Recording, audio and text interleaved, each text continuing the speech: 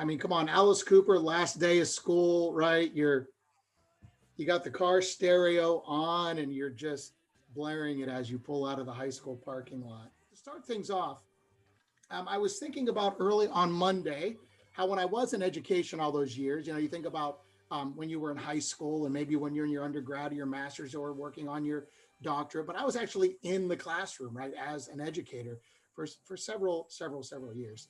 And Martin Luther King Day gave you a 3-day weekend. And my ignorance early on when I was a young man, I'm like, oh, good, we have Monday off, right?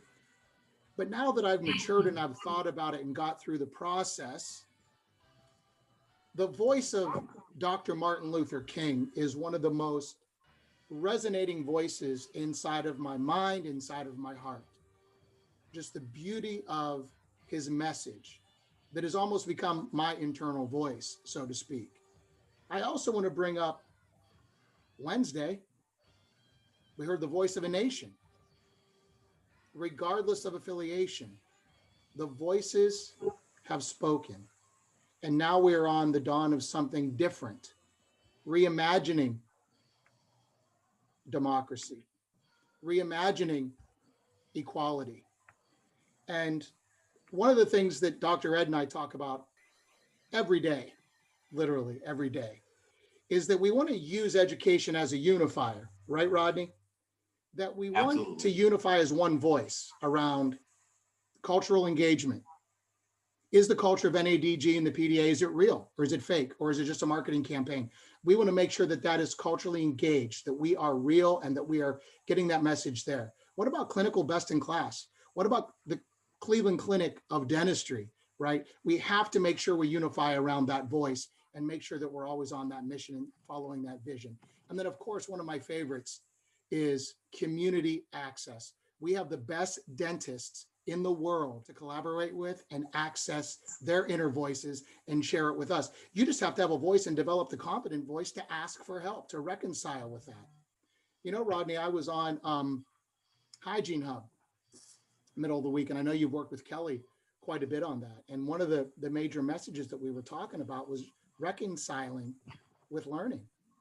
And I know you're going to give us some information. We need to learn a little more about the vaccine, how it, the rollout, how we're able to get to it. So in the spirit of learning, Mr. Rodney Thomas, I will turn this segment over to you. And if you would provide a nice update for us on Between the Chairs on our vaccine rollout. Rodney? Yep, absolutely. I'm going to go ahead and share my screen for those who are on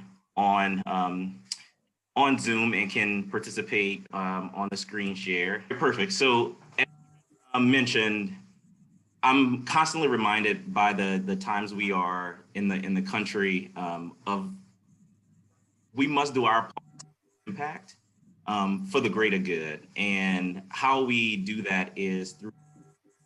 So the more we're educated on either events, certain topic, as well as clinical education, the better decisions we make. And so as a team, we're stronger. We can provide better care for our patients, the more information we know. So the theme of tonight's call is really focused around education. So want to give everyone an update today on the COVID-19 vaccine and what we're doing in the company to help make sure our teams have access to the vaccine. And then also a big part of the segment tonight is walking through our 2021 clinical education that we have planned for the year that Dr. Eves and Trent will go through. So I'll get started with the COVID vaccine update. So as of today, the states, many states, and we're in 15 across the country, the states continue to roll out COVID vaccine plans for their respective communities. I'm sure many of you know up to this point and with previous communication, the final authority on who gets the vaccine first in those populations, it's really dictated by the local departments of health. And so the CDC's guidance did provide some very specific instructions that healthcare personnel and those who are directly coming into contact with COVID are those who should be prioritized, and individuals who are over the age of 65. So we've done a couple of things, and I just wanted to provide an update from our last meeting. So as of right now, 28 out of the 30 regions we function in have access to COVID vaccines through the local departments of health efforts. Share a little bit more about how we got how that number was calculated.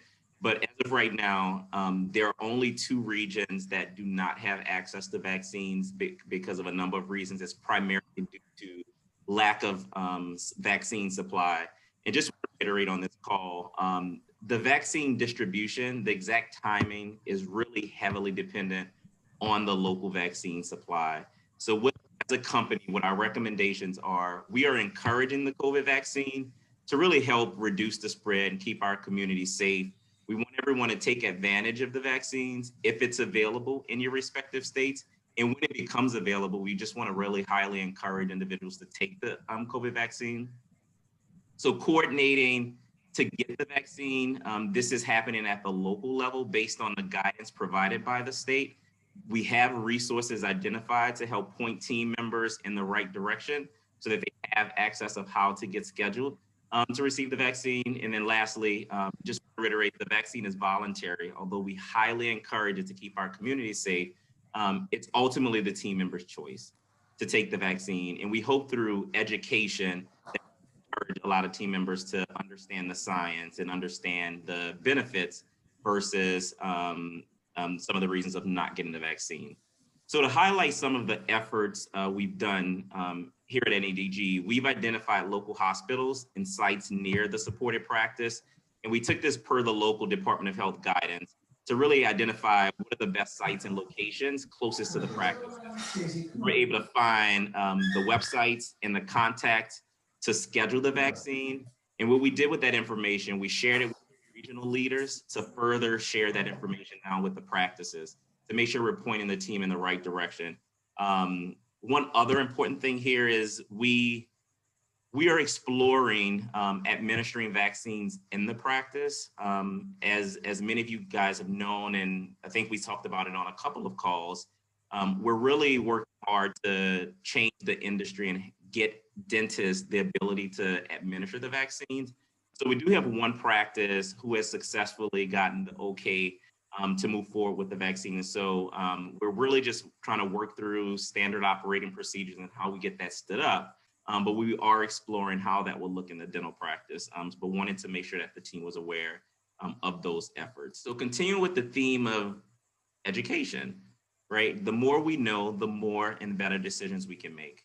So want to focus on why is the COVID-19 vaccine important?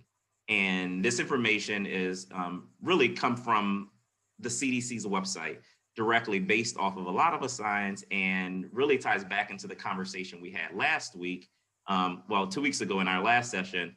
The COVID vaccine will really help keep individuals from getting the COVID-19 virus. The COVID vaccine is also a safer way to help build protection, and it will be an important tool to help stop the pandemic and keep our communities safe. I think one of the important points of the mRNA vaccine is really highlighting the difference between a traditional vaccine and the mRNA vaccine. And we went into a little detail about that on the call, on our previous Dr. Hour call, but really want to highlight those here. And one of the big points is individuals who get the COVID-19 vaccine, those individuals cannot give COVID-19 to someone. The mRNA vaccines do not use a live virus that causes the vaccine, which is a big distinction in this vaccine compared to traditional vaccines. They do not affect or interact with our DNA in any way. I think this question had come up a number of times. And what we did here is we want to just show, again, along with the theme of education, want to show a video on how mRNA, how the vaccine works, how it focuses on the spike protein and doesn't use an active virus. And it's a really good illustration of how this works in place. So really want to give you guys an idea of how this plays out on a molecular level, and hopefully move forward with sharing this with teams and educating everyone out there with the goal of encouraging team members to move forward with the COVID-19 vaccine. So I'm going to share a video with you guys.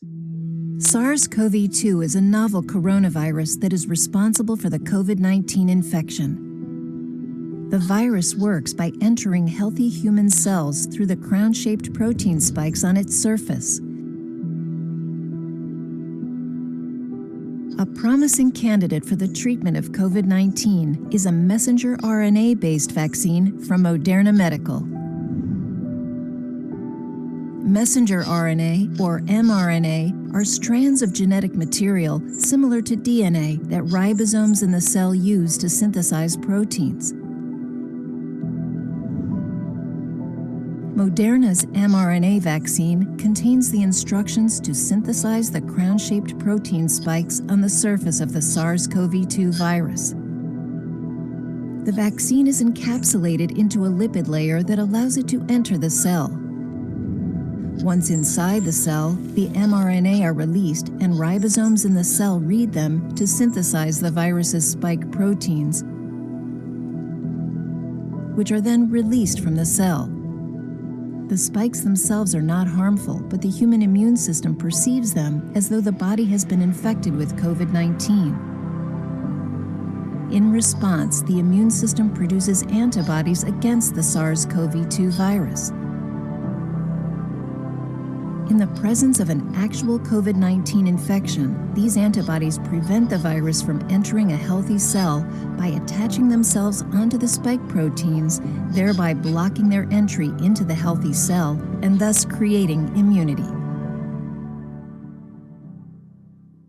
How the mRNA vaccine works, again, want to stress the importance of sharing information. The more information we have, the better decisions we can make and our team members can make. So want to just continue with the theme of education and sharing this information as it becomes available. So we'll make sure that this information is circulated with the team so that everyone has access to the video, and also this information to share broader with the team. Thank you, Mr. Thomas. You know, we always get to say Dr. Matta, Dr. Ed. So I just like calling us like Mr. Thomas, Mr. Wisser, you know, because I got Mr. Wisser a lot, you know, as an educator. You know, I didn't know my first name for a long time until I started working for NADG and people started calling me Trent again. I'm like, where's my mother in the room or something? What's going on? So, Mr. Thomas, video quality was perfect. And I told you earlier in rehearsal that it would be nice to be able to create videos like that for our educational department. And I know that's where we're headed, right? In iteration number 3, maybe 3 years from this point.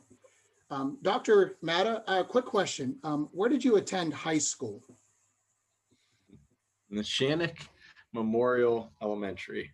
Well, I guess Neshannock Memorial High School for high school. Well, yeah, I mean, no comment. I'm not going to take any shots tonight. I promise. I told Dr. Ed I would behave, even though, you know, at school and you start to think about, you know, discipline, right? How was the discipline for you when you transitioned out of high school into your undergrad and then on to your doctorate level and then your entrepreneurial experiences as well? How did you formulate that discipline of learning, of self-motivation? You know, it's a good question. I think in high school, you know, you're kind of forced into a certain box or a certain kind of formula in terms of how to learn in classes. Of course, college lets you kind of start to evaluate what's personal to you and what kind of pathway you're going to take. And I think there was a lot more liberties within college because there's that kind of broad spectrum. And then once you got into dental school, it kind of specialized again, because then then you kind of found your track and there was a clear path again. So, you know, it was almost, you know, a reverse hourglass in a way. It kind of starts a little bit narrow and then it broadens and then it kind of comes back. Do you feel that after you got out of that type of environment, you know, even dental school, that a different type of learning started to occur? You know, and that maybe you were hearing mentor voices or you were hearing inner voices or you were drawing upon experience, and then you just put yourself in an opportunity. How much more have you learned now that you left that traditional setting of education? I'll call out 2 things. I think in specifically we're in healthcare, you know, so I kind of see it as a responsibility to constantly be learning. There's a expectation. what was relevant a couple of years ago is updated, evolved. There's of course some fundamentals that hold true, but for the most part, our practice has to continue to develop. So I've found that continuous and never-ending improvement, CANI is a philosophy that I believe is the responsibility of any healthcare professional, whether it be internal medicine or oral health or podiatry, whatever it is. I think that's a responsibility. And then I would say the other aspect of learning that I think, I've found important in our profession is learning from those that do it well. So there's an aspect of, seeking expertise and learning from the people that are finding success. So you're find ways to continuously learn and then find it from those that are showing success, showing, there's always a spectrum, and, individuals want to find, okay, they trust that they're going to a doctor that has all of the elements to do them well. And it's up to the doctor to find expertise and find the best and learn from them. It's one of the things that I see us bringing out, and I know you're going to talk about it tonight because it's a part of our thread, is learning from amazing experts that sit inside our own organization. And the PDA Academy, as you guys have brought it to life, you and Dr. Eves and others, it's really special because it's formatting what is an opportunity for all of us to have a continuous learning environment. Yeah, I mean, it's well documented that, in 2018, when I was almost like unlimited access to you for a while, when we were all in Newcastle and we were at the Resource Center, and the first whiteboard session where you said you wanted these three elements to be part of a clinician's journey. And it expanded to hygienist, DA down the road, and then EFTAs, of course. And I think we've been on that path. I mean, it's been a hard path, like from elementary school through high school, undergrad to dental school. We're still in this developmental phase, but I would, you mentioned the word finding ways. We are finding ways, right? We're developing pathways, different opportunities for learning, even when we can't show up at a traditional learning, play school, so to speak, right? Sit around desks, sit around tables, see a presenter, have some hands-on stuff, eat dinner and fly home. But we're really, I think we've done a nice job as an organization pivoting. I love that word. You kind of taught that to me in 2019. We pivoted, right? We didn't give up. We didn't throw our hands in the air. We said, let's try something. And, Dr. Ed Eves has, taught me an immense amount. As a matter of fact, before we get to that, I'm actually going to share a little bit of a PowerPoint. And Dr. Matt, I want you to see some of these images from early on in our journey in 2020 that kind of, and then how it changed and how it's become the norm. So.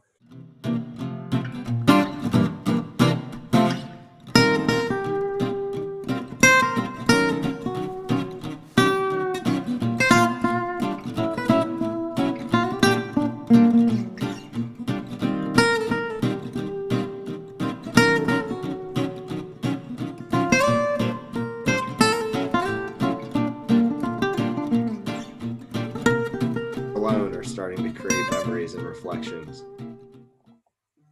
Yeah, and you can kind of talk through these. These are a lot of moments that we've had together, right? Bringing dentists together to learn, whether it's implants, some endodontic work. This is like showing an expression of, again, I said, kind of find the best and learn from them. The individuals that have been educators for us are amazing. They're amazing experts in their field. They've reached the highest pinnacles. Mm-hmm. And then, it's also an atmosphere where you see a lot of smiles, you see a lot of fun. It's a community that's driven, through education, through improving yourself, through continuous advancement. And whether it's in person or it's virtual, that community bond really is a huge component of our learning environments. What about our Meridian specialists? Dr. Minshow, Dr. Stiles, Dr. McBride, and their support, amazing. Then Dr. Bart Silverman and Dr. Adam Follick. Right now, we're running the implant course, all virtually. There's a term that that some educators start to get that podium factor, right? Where they're almost unapproachable. And we're the opposite of that. All our educators are so happy to help and so happy when individuals reach out. I was just talking with Dr. Silverman about the implant mastery course. And he said, what his favorite thing is waking up in the morning and seeing emails coming through, asking him questions about, cases they're doing. And he's so excited to kind of jump in and contribute and help and guide. So that's the sentiment of all our faculty. Everybody that's educated, there's a certain just passion that they have towards supporting others and developing on their journey. It's something that Dr. Choksi does well. It just comes natural to him and the Meridian Group. Everybody, they're also engaged and unselfishly helping. You talk about connections. I know that I'm going to take a shot. Okay. I'm going to take a quick shot at you, Dr. Matt. It's kind of tradition, right? Yeah, I know there's a no-fly list, right? But I've definitely made the no response list in your texting chain. So I didn't take it personal, 7 or 8 days without response. That's okay. I didn't know we broke up, but it's a bit of an exaggeration, but it is. Fair shot. But here's my point. That the communication that we're having with our participants, with dentists around our organization is almost, it doesn't stop through texting, through our meetings that we're having, very rapid with, Dr. Silverman and I texting, and Dr. Folick, then all of the other dentists, not only our faculty, but the people that are participating through this. And this gratitude list could go on and on and on. The camaraderie that has been developed. Matter of fact, I saw a picture in there from we went to Dentsply for Train the Trainer with Kevin Gladstone hosting us. And there was a picture in there of Dr. Ed sitting by one of those heads, that you work on and the mouth is opening. And Dr. Choksi and Dr. Sadir were there, and guys and women that are at the top of their business were there to learn more about how we could improve our industry of dentistry. So he's going to take a shot at me. I'm not going to take a shot. I am not going to do that. I promised I wouldn't. Kind of talk us through, the evolution of what we've been working on with all of our faculty, all of our C-suite, et cetera, and of course, Dr. Matt's leadership, and where we're headed. Yeah, and I think that's a great way to phrase it too, is that where do we come from, where are we at, and where are we going? And, my experience started 5 or 6 years ago in Newcastle, and Ken really impressed me with the idea that we were going to be the Cleveland Clinic of Dentistry. And that has become our North Star, if you will. It's our guiding principle. And so you think about the Cleveland Clinic and Andrew and Ken's, study of that and really giving us direction. They were a disruptor. I mean, if you know the history of the Cleveland Clinic, they were a disruptor in the healthcare business. And I think that's the opportunity we have now, and that's the foundation we're laying. We look at this as now the ability or the opportunity is to define what core competencies are for dentists, for hygienists, for EFTAs, for all of our clinical personnel, and then provide the training and accountability to support that. That's what the Cleveland Clinic did for healthcare. They took an unregulated cottage industry and established standards. And now I'd say we're past the crawl, we're past the walk, we're almost ready to jog with what we're doing. We have our foundational courses, with Doctor Infusion, Hygiene Infusion. Everybody's going to be learning a lot more about that pretty soon. This has been a team effort. A lot of people have put a ton of energy, and it was led by Kelly Luthen, who most of you know. Just a fabulous program. These are core competencies, and what does that mean? Well, here's the standard that we believe people should be practicing to. That they're accurate diagnosticians, that they, give informed choices, that they're approachable, that they have clinical leadership skills. All the things that we talk about are coming together. And then from that, we also have lifelong learning pathways. this year, we're going to stand up several of them. You mentioned the Meridian Group. What a great group of guys to work with. They've done an amazing job with our foundational endodontic courses, molar endo, and also coming soon an advanced endodontics course. We've already started, I believe it was January 9th or 7th, our implant mastery course. That's a year-long program, and really amazing group of people led by Dr. Adam Follick and Dr. Bart Silverman. We also have on the horizon a restorative course that will start, I believe, in March. All of these things are coming together. So that's where we're headed. They'll also be augmented with self-directed learning in my NADG and many other things that will help us continue to advance. I see you've got the facially, I would like to talk to you. Okay, you got it, Trent. So as Trent pulls these slides up, we went past some of the things that we're learning. A lot of what we do is an iterative approach. We did a doctor infusion, learned from that, got a lot of great feedback from just about all parties, redesigned it, did the next doctor infusion. And now we've been working closely with Dr. Alep Choksi and his Clinical Advancement Club, where we're creating a cohesive foundational course with follow-up through the Clinical Advancement Club. This is 4 sessions of each will be offered this year. You can go ahead with that next one. All right, so we hit on that. We hit on the restorative. I'm not sure Trent's able to advance it, the slides right now. And the implant. We should be the Clinical Advancement Club up there. Okay, maybe it's just my end then, Trent. Thank you. So we're good with that. And then the next one I believe up is restorative, implant mastery.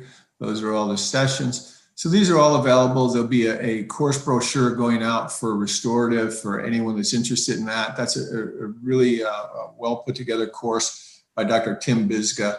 And it's going to cover facially generated treatment planning, occlusion, aesthetics, really a robust course with, there'll be 10 meetings altogether for that over a period of about 5 months.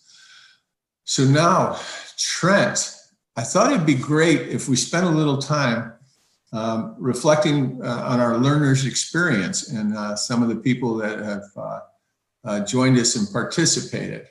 What do you think? Yes, before we hear their voices, and I apologize, the transparency is we are building a calendar. The dates are there, the speakers are aligned, the registrations are ready to go. It's a matter of making this accessible for everyone to be able to almost leaf through it like when we were going through a college directory of what classes we needed to take. And we are in that process right now, as you can see. I mean, there's a bunch of dates on the screen, but they don't make any sense until you put them into some type of congruent delivery of a calendar. And I promise you that that's a day in and day out process, and we're getting closer and closer to that. And we'll be communicating it not only to our operational team, but to our mentors, our RDDs, and of course, the rest of the dentists in the organization. Early on for the implant mastery course, I found it fascinating that the way we went about it, being an English teacher for almost 25 years and writing and reading, Dr. Evan Chaffetz, along with Dr. Bart Silverman, Dr. Ed Eves, Dr. Adam Follick, Dr. Correo from New York, and Dr. K, they came up with an idea. Let's have the participants write an essay. Let's take a survey. And there were 2 essays that I found. I mean, we had 70 plus. We went through it, we graded them as far as a ranking system. And Dr. Lisa Chang from the Buffalo region works for Westermeyer Martin. Her essay, and I'm just going to reference some of the stuff that she had said in her essay, and it was absolutely stunning. The one thing I want to show everyone, first of all, is the extensive amount of effort that Lisa put into writing this. And her writing alone is beautiful. But one of the points she makes, and I want everybody's perspective to shift. Right now, you probably, who knows how many people we still have on the call, Dr. Matta, but we have to shift our perspective to all of our audience, all of our practitioners, to hear every voice. And when you hear Lisa talk about dentistry has become my art, relieving patients from the pain they are experiencing, restoring a patient's smile, or finally being able to eat all the foods they have missed, I have come to see all the beautiful art in dentistry and all the patients who are the canvases. Absolutely beautiful. And there's all kinds of accolades that she puts down here. You notice, Dr. Matta, she remembers meeting us when we came out. I thought that I had to get that in there. But this is one of my favorite paragraphs of any that were written. And I won't read the whole thing to you, but I will give you the synopsis. I see words like she was encouraged, that she is in a place where NADG is going to support her, a leading edge. I have grown exponentially as a dentist this year. As a result, I've been able to offer my best comprehensive care as a dentist. She goes on to talk about Dr. Andrew Burke, a partner with NADG out of the Buffalo area, has an incredible mentor. There is the foundation Dr. Chokshi talks about all the time, mentorship. That Dr. Burke has played a vital role in her attaining the goal to place and restore implants because she aspires to be a great dentist. Dr. Matta, I see it as our duty to make sure we can help her move to the aspirations she would like to achieve. Bringing out individuals' best. This is a great reflection of that. Great way to highlight. Thank you, Trent. And it's you're bringing that up. My vision for our education is coming to life through this. I want all NADG PDA doctors to be able to get all of their education, not just check the box requirements, but their career development, their excellent education, top notch within our organization, self-sustained from the experts that live within our partnership, and the mentorship, the culture of helping and support one another. And we're realizing that we're leaning on each other, we're coaching each other, we're developing each other, we're challenging each other. And like Ed said, we're disrupting the norm. This is where dentistry that's been so fragmented is really showing a community that's coming together and defining what the standard can be. That's our vision, and that's what's coming together. And education is what connects it all. And if anyone knows Dr. Sarah Ahern, she's a partner. She comes to our partner meetings as well. She works in Georgia. She either just had her fourth child or is close to having her fourth child. And what I've always been taken back by Sarah is her reflection of what her father's voice meant to her as a child, her sitting on his lap as he was taking CE and falling in love with dentistry, falling in love with the idea of helping others. And I think we talk about lifetime learning. I mean, that really encapsulates that. And I think this sums up what you just brought up about just checking the boxes, CE courses. Oh, I got my number of CE 40 for over 2 years. And she said, I've attended many CE courses for implant dentistry. I've greatly enjoyed them and have learned a lot from them. But I've always lacked the hands-on live patient experiences and the mentorship I would hope for when taking my training to the next level. I believe that with extensive curriculum offered by this course and the amazing group of doctors at NADG willing to help mentor me, I will obtain the necessary skills to confidently place implants. Extremely powerful, Dr. Matta. Spencer, are you out there? Tappy, Dr. Tappy. Yeah, I'm here, Trent. Oh, nice. First of all, I got to give you a little introduction. I just want everyone out there to know the theme of education. He's a graduate of Mason High School, right in Cincinnati, Ohio. Then he moved on to The Ohio State University for his undergrad and dental school experience. Spencer, you're also a partner, and kind of talk about learning from, through those years and now that you're with NADG and part of the PDA. Sure. So coming out of dental school, I graduated in May of 2017. So we're approaching 4 years out now. And I entered into the private practice world really without any designated mentor. And it was a really steep learning curve that I was climbing there to begin with. But within about a year and a half, the conversation partnership with North American came about, and we partnered, and almost immediately the opportunity to attend the MISH implant course via sponsorship with North American was offered to myself and a handful of individuals who have grown to become close friends. And we flew down to Orlando a number of times and learned. And since that point, we've all begun to place implants, and it's my favorite thing to do in dentistry. I find it the most fun. I've always been fascinated with oral surgery and the grafting procedures, and to top it all off with actually being able to give a patient back the tooth that they lost is just so rewarding and so gratifying. So I'm currently now in the implant mastery course, which will be all year long. And I guess just for reference, MISH, that was all year, and that was 80 hours. This is 300 CE hours. So it's substantial for sure. And at this point, I was designated a couple of mentors, and I can't comment positively enough on the two docs that I've been working with. I mean, literally just today, for the first time in my practice, this is actually perfect timing as it turns out, but I placed an implant in the morning, a non-restorable tooth came in the door, and I texted one of my mentors. I was like, I've been doing this. I've got reps under my belt. I think I'm going to offer a same day implant, and it went beautifully. I placed my first immediate implant today through guidance and answered questions with one of my mentors.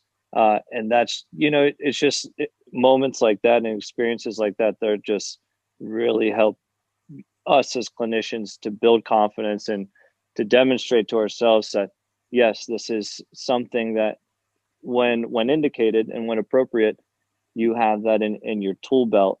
And it's just yet another service and another way that you can help your patients right then and there. So it's my favorite part of being a partner for sure. I'm gonna build on that, Spencer, and I didn't even know that you were gonna chime in tonight, that Trent was engaging you. But this is how passionate our partners are. Is your mentor, and my guess is that was Dr. Chaffetz is who you're referring to on this one? You guessed correctly. Because he was so proud and excited of what you accomplished that within minutes of you completing that, I got pictures of that case and him just rooting you on and just seeing how excited he was for you to be able to tackle that. So, it's just speaks to the culture and the passion that exists in our company. Is you're giving a service, and the person that benefits most is that patient, that was able to experience what you said, getting a tooth replacement in that same day. But having a clinician that feels supported, that gains confidence, as a mentor that feels excited that their partner is accomplishing those cases. And it's just, I can't help but chime in there because, little did you know that you have a whole cheering squad behind, just excited to see you accomplish that.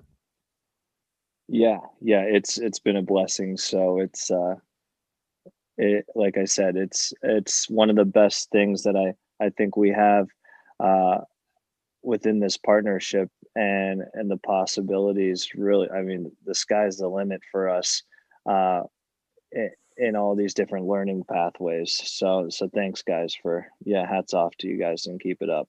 I got to say, you threaded the needle on that implant. That wasn't an easy case. I was sweating a little, but yeah, it turned out nice. I was happy with it. Yeah, there wasn't. It was sneaking it into one of the smallest areas in the mouth, and I got to give you credit. That was a great case.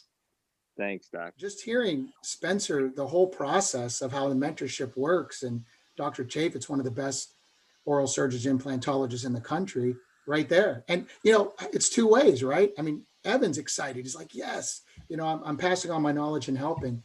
I have a couple other doctors I would like to engage with tonight too, Dr. Madden, and please keep your camera on, Dr. Madden, if you want to ask some questions. That's just absolutely worked out perfect. Let's see, Dr. Nisha Patel from Tennessee. Hi, how are you? Perfect. Good. A little bit of background. I think I got this right. Kennesaw Mountain High School, is that right? Yes, that's in Kennesaw, Georgia. Kennesaw, Georgia. University of Georgia, right, for your undergrad. And then you came down to sunny Florida over on the East Coast to Fort Lauderdale, to Nova Southeastern University for dental school. I hope I got that right. And the reason I wanted you, Nisha, you and I have been talking back and forth just about the whole process of mentorship. You are in the implant mastery course, and you've been in dentistry for a little over 8 years.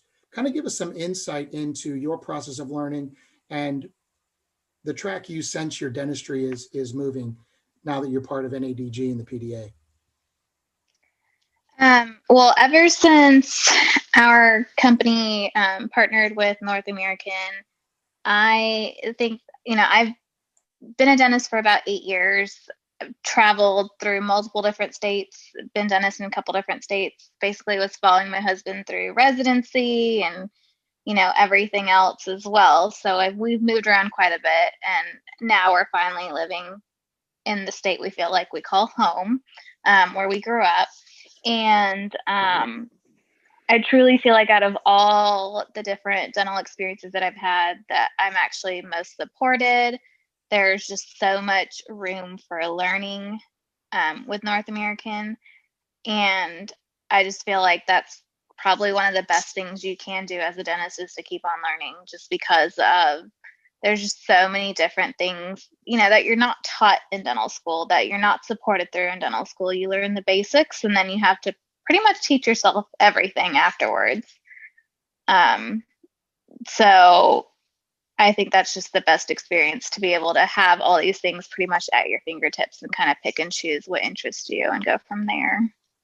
Now, what was really interesting when we were talking earlier about molar endodontics and how you've felt intimidated by it, then all of a sudden you were the only practitioner in the office, and you kind of just said, it's time for me to do it. And kind of talk us through that, how you navigated through that. When I was in dental school, actually, I loved doing molar endo because I always had my professors just over my shoulder, things like that.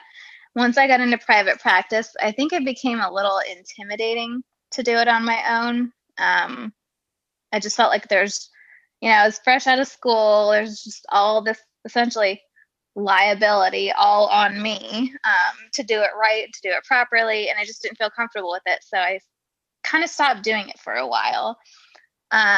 Even with North American, we had a dentist in our office who worked on Mondays, who did a lot of molar endo. And so all of my molar endo, I would just tell him to come back on Monday. And then he had to leave and go to another practice. And so it was either pretty much I learn how to do it, or, I refer out to the local endodontist or another practice. And I just don't want to send patients out the door because it's so hard to get them back once they're gone. You can't keep track of them. You don't know if they've gotten their endo done yet, and if you need to call them for their crown or whatever the case is. So I just started doing it one day. And honestly, it's been a learning curve, but I feel like, with the support that we've had, it's been a pretty smooth transition, and I actually really enjoy it. It's one of my favorite things that I'm doing right now. It's exciting to hear that you jumped in, and it reminds me of the virtual consults that we have that Meridian set up, so that if anybody's at any point kind of out there and they want a second opinion before they start on something, that's something that I see more and more doctors starting to use, and hopefully it continues to gain momentum, because, the diagnosis is one side, do you jump in, and then of course, executing the therapy is the other. So no, it's exciting to hear that you jumped in and tried to provide an efficient service for your patient.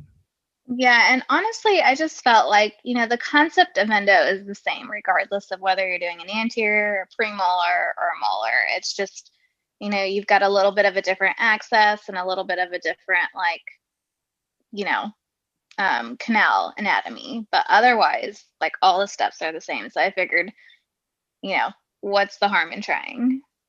And once you do a couple, like, they all look the same. So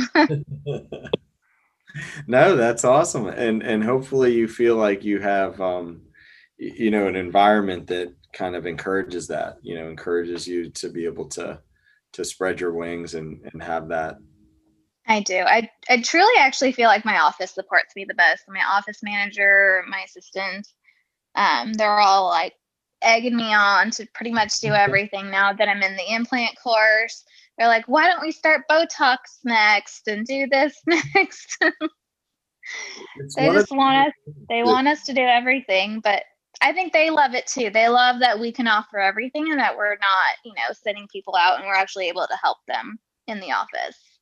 it's one of the awesome things in dentistry is we have a broad scope of things that we can offer our patients. And to the extent that you learn and you have that skill set, then you can deploy it. And Dr. Madden, we're going to wrap up tonight here with one more voice from Georgia, a partner that works alongside Dr. Nia and Dr. Tu. Destiny. Good evening. Now, wait, yeah. Destiny, wait, whoa. I got to tell where you went to high school, right? Okay. She went to high school in Marietta, Georgia. Is that correct? Yes. And her undergrad is it the University of West Georgia? Yes, it's in Carrollton, Georgia. Ah, cool. I wasn't sure if that was right. And then Medical College of Georgia for your dental degree? Correct. Geez, so many roads. And I know you've been a dentist for a while, 8 years, and you've been with us and are, in the partnership aspect of it. And you're currently in the implant mastery course and made some cool videos coming out of the COVID shutdown to help us really pass along some good messages about safety. Kind of give us some insight into your learning. Yeah, so a lot like everyone, when I first got out of dental school, I was associate in a practice in Atlanta. And I really felt like that practice did not support me. It was a very difficult journey. It was almost sink or swim.